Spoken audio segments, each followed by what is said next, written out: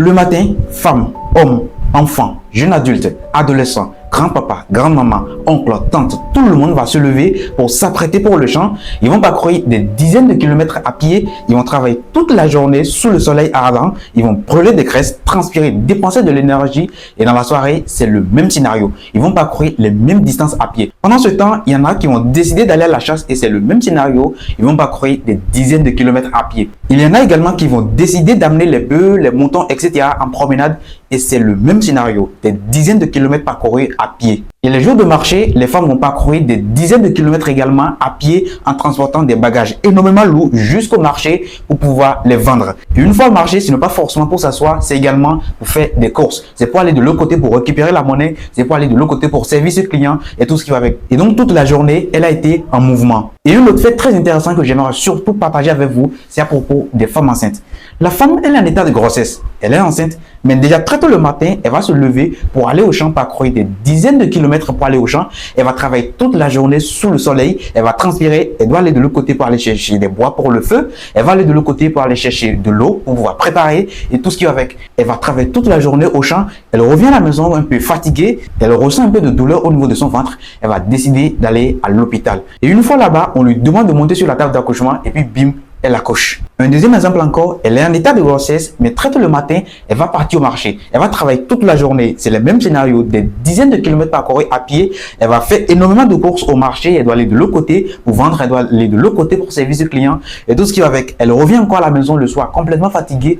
Elle ressent un peu de douleur lombo-pelvienne. Elle va décider donc d'aller à l'hôpital. Une fois là-bas, on lui demande également de monter sur la table d'accouchement. Eh bien, elle accouche. Ou parfois, c'est lorsque les douleurs sont tellement intenses qu'elle va pouvoir se ramener à l'hôpital par son mari ou quelqu'un du village. Sinon, le plus souvent, elle peut venir facilement avec un vélo. La réalité, c'est que lorsqu'elle vient à l'hôpital à vélo, lorsqu'elle vient en marchant, c'est déjà une manière d'entraîner le corps. C'est déjà une manière d'accélérer les contractions utérines, ce qui fait que lorsqu'elle va vouloir accoucher, elle aura moins de difficultés, elle va accoucher beaucoup plus facilement parce que déjà son organisme a été préparé physiquement. Le fait qu'elle est physiquement active l'a déjà préparé son corps pour pouvoir affronter cette épreuve de façon beaucoup plus facile. La réalité, c'est que les personnes qui vivent dans les milieux reculés, les personnes qui vivent dans les zones reculées, les villages, les points reculés, ont une meilleure santé comparativement aux gens qui vivent dans les milieux urbains. Et ça, sur beaucoup de plans. Et ceci n'est pas une affirmation gratuite. Elle a été prouvée et soulignée notamment par une étude réalisée par l'Institut national de santé publique au Québec qui a constaté que les personnes qui vivent dans les collectivités rurales, les personnes qui vivent dans les zones reculées ont une meilleure santé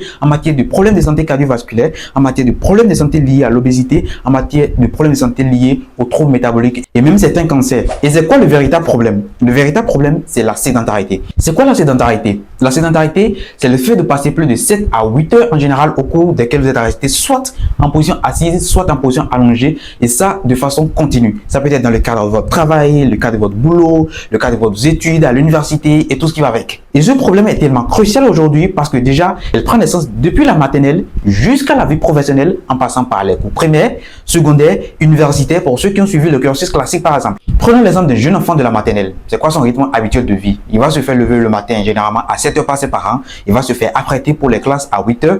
Il s'assoit à 8 heures jusqu'à midi pour les cours. Certes, il va prendre une petite pause à 10 heures, une pause au cours de laquelle il va prendre un petit déjeuner. Mais la question c'est, est-ce qu'il va se lever pour aller au dehors? Il va se lever pour aller s'amuser ou il va rester à sa place pour prendre le déjeuner? Dans l'après-midi, il va s'asseoir quelque part. Il va manger. Il va faire une petite sieste. Il va s'asseoir peut-être et jouer au jeu. Et en fin de compte, il peut faire environ 1 heure à 1h30 dans l'après-midi au cours desquels il est resté soit en position assise ou soit en position allongée. Plus les 4 heures de la matinée, ça fait déjà environ 5 heures de temps. Dans la soirée, il va reprendre à 14 heures pour finir à 17 heures en général. Ça fait déjà approximativement 7 heures de temps. Et lorsqu'il revient à la maison le soir, qu'est-ce qui va se passer?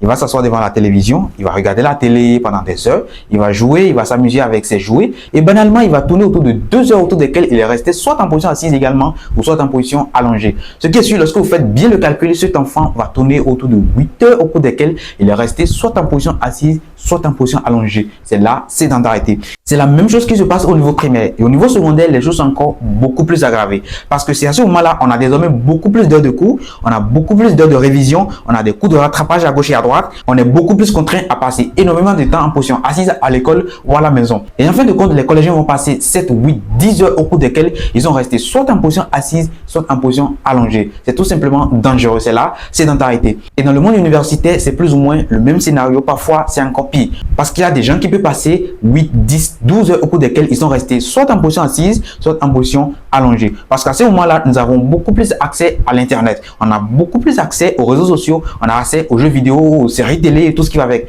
Et à partir de ce moment, on est sédentaire. Les conséquences, elles ne sont pas forcément sur le court terme, mais dans le long terme, dans le futur, je peux vous garantir, elles sont dévastatrices. Et la vie professionnelle, c'est la même chose. Et peut-être même parfois pire. Je vais vous donner deux exemples. Le premier exemple, c'est l'exemple le plus connu. C'est le fait d'aller par exemple au boulot le matin, s'asseoir durant toute la journée, travailler dans un bureau climatisé, devant un ordinateur durant toute la journée, en étant en position assise. C'est la sédentarité. Mais ce n'est pas simplement ça. Je donne un deuxième exemple. Lorsque vous travaillez dans une cabine mobile money, du matin jusqu'au soir, et d'ailleurs vous êtes contraint à rester en position assise du matin jusqu'au soir. Lorsque vous restez comme ça, du matin jusqu'au soir, lundi, mardi, mercredi, jeudi et vendredi jusqu'au dimanche, sachez tout simplement que vous êtes en mode sédentaire. Et je peux vous garantir, les conséquences, elles sont difficiles. Les gens de plus en plus jeunes, l'espérance de vie par exemple qui était il y a quelques années autour de 120, 130, etc. est passée à 90, ensuite à 80, à 70 et actuellement, selon les dernières données que j'ai consultées, l'espérance de vie au Bénin tourne autour de 60 ans, 65 ans et tout ce qui va avec. Les gens de plus en plus jeunes, surtout pour des problèmes de santé qui s'observent il y a des dizaines d'années chez les gens très âgés. Par exemple, la récente étude réalisée par le cardiologue François Carré, publiée en février 2023, a montré que les collégiens d'aujourd'hui courent moins vite que ceux d'il y a 30 ans. Et oui, parce que leur organisme a été entraîné à la paresse. Ce sont des gens qui ne sont pas du tout mobiles. Et c'est ça qui explique que très tôt dans la vie, c'est beaucoup de problèmes de santé. Des jeunes aujourd'hui, des personnes qui ont à peine 20 ans, 25 ans, 30 ans, qui trimballent déjà des problèmes cardiovasculaires, qui vivent déjà avec de l'hypertension artérielle. Et je peux vous garantir, ces problèmes de santé, à savoir le diabète, l'obésité, les maladies cardiovasculaires, les traitements en général, ils sont énormément lourds, difficiles à supporter, surtout lorsque le diagnostic est fait de façon tardive. Et c'est là se trouve encore le problème parce que généralement le diagnostic se fait de façon très tardive parce que dès le départ, vous ne ressentirez presque rien susceptible de vous amener à vous faire consulter. Lorsque ces problèmes sont dépistés, lorsque l'hypertension est dépistée le plus souvent par exemple, ce n'est qu'à un stade un peu plus avancé. Et lorsque la découverte est faite et qu'on met en place le traitement, on vous demande par exemple de prendre des médicaments tous les jours, que ce soit pour le diabète, que ce soit pour l'hypertension artérielle, que ce soit peu importe la raison pour laquelle, prendre des médicaments tous les jours et ça, durant le reste de ces jours sur Terre, je pense que c'est l'une des épreuves les plus difficiles qui puissent exister. Et dans la plupart des cas, ce sont des problèmes qui généralement ont un traitement à vie. Lorsque vous chopez l'hypertension artérielle aujourd'hui, je vous garantis, dans la plupart des cas, dans 98-19% des cas, le traitement, il est à vie. Et le simple fait d'avoir un mode de vie sédentaire, le simple fait de ne pas bouger suffisamment, le simple fait de passer toute une journée en position assise et ne pas profiter les soirées, les week-ends pour quand même pratiquer quelques marches de sport, je peux vous garantir que vous êtes exposé à beaucoup de soucis de santé. En revanche, on ne peut pas décider d'abandonner son boulot. On ne peut pas décider d'abandonner son boulot, revenir à la maison et faire le sport tout le temps avant d'être physiquement actif. Ce n'est pas possible. Le boulot, d'accord. Certes, il y a la paresse qui règne. Je vais vous donner 3 exemples discutables. Le premier exemple, c'est quoi? Aujourd'hui, lorsque nous voulons avoir de l'eau, pour avoir de l'eau, qu'est-ce qu'il faut faire? Il faut ouvrir le robinet et l'eau sort. Alors que dans les collectivités rurales, dans les zones rurales, les zones reculées, qu'est-ce qui se passe? Avant d'avoir de l'eau, il faut tirer sur une corde, il faut dépenser de l'énergie, il faut brûler des calories avant de pouvoir bénéficier de l'eau. Tout ceci participe déjà aux 30 minutes d'activité quotidienne que recommande l'Organisation mondiale de la santé.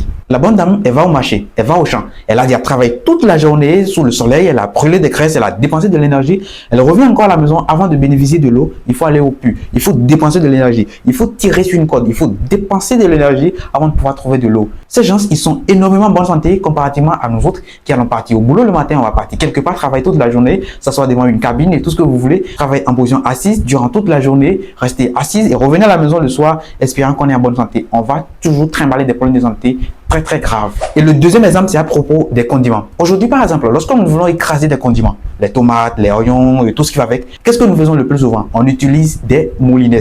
Alors que de l'autre côté, sauf en cas de grande manifestation, sauf en cas de grande cérémonie familiale, à chaque fois qu'on veut préparer, il faut écraser les condiments sur le meule. Et lorsque vous écrasez les condiments sur le meule, parfois vous constatez que vous transpirez. Et oui, parce que vous dépensez déjà de l'énergie, vous brûlez déjà des graisses. Et tout ça vous permet d'avoir une bonne santé. Mais aujourd'hui, on met tout dans une machine. On met les tomates, les oignons, les piments et tout ce que vous voulez dans une machine, dans un appareil. Et en quelques secondes, on a de bons résultats. C'est bien. Sachez en même temps que le prix à payer est juste à côté. Nous sommes sédentaires. Nous ne brûlons pas les graisses. Nous accumulons des graisses au point où vous allez voir des jeunes enfants aujourd'hui, des jeunes adolescentes de 20 ans, 22 ans qui pèsent énormément que vous vous demandez, mais où est-ce que nous allons avec ça. Et le troisième exemple discutable, bien sûr, c'est à propos des écrans télé.